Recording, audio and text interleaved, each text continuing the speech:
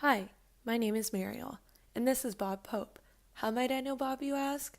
Last year, I was lucky enough to land an intern position at Hotel 2 Grace Hospital's Cardiac Wellness Center.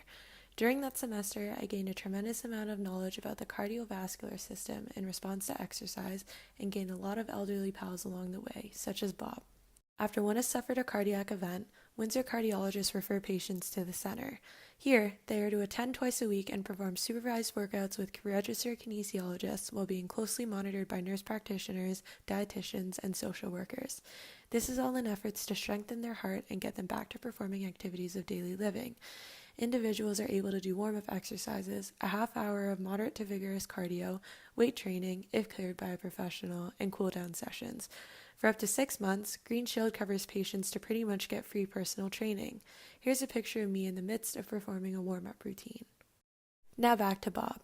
Born on September 13th, 1949, Bob stands at 69 years old and counting. He chuckled a little bit when telling me his age.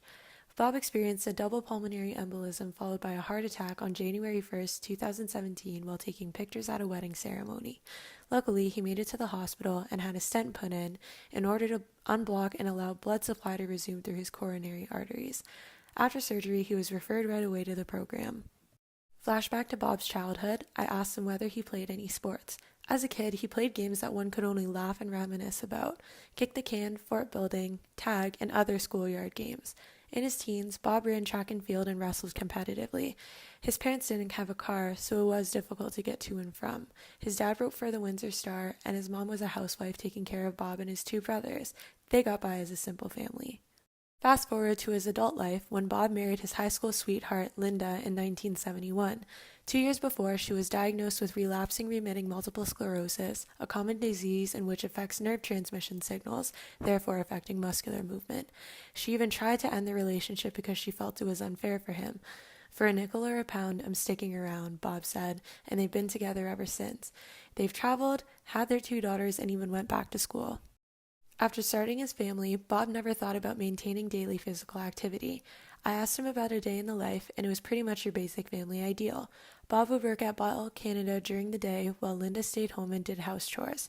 The girls, Megan and Kristen, would come home from school, they would have dinner, and then everyone would head off to bed. They never really played sports past grade school, and would even tell their parents that they felt they didn't have a lot compared to the other girls their age due to the one income. However, Bob and Linda were determined to maintain their happy family. Needless to say, the Pope family wasn't inclined to daily physical activity. I asked Bob if he was completely willing to join the program after his surgery. He said yes because he knew it was time to start bettering his health. During his 6 months there, I got to know Bob very well along with multiple other patients that attended.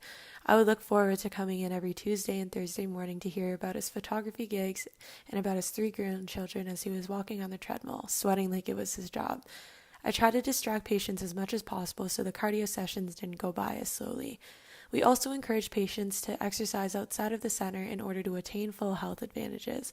He claimed that he felt amazing after exercising, and it was a great start to his day. After graduating from the program in April, however, Bob told me he hadn't really been consistent in daily physical activity. He's been working on renovating his backyard, building a deck at his cottage, and keeping up with the grandkids. Did I mention that Bob is a nudist? Despite his lack of daily physical activity, Bob likes to walk around his neighborhood in his birthday suit at 3 a.m. on some nights. He has also participated in the World Naked Bike Ride 10 years in a row, as well as strolled through the streets nude during Toronto Pride. Presently, Bob plans to change his exercise ethic because he knows he should optimize his health at his age and because it makes him feel good. He even told me that contacting him for this assignment was a sign that he needed to collect his exercise habits again. The take-home message: exercise is nothing but beneficial for all individuals at all ages. Unfortunately, like in Bob's case, it sometimes takes events like this to realize what you have and are able to do. Even though Bob had to suffer through rehabilitation, he learned that taking care of his health in all aspects is vital in order to live a fulfilling life.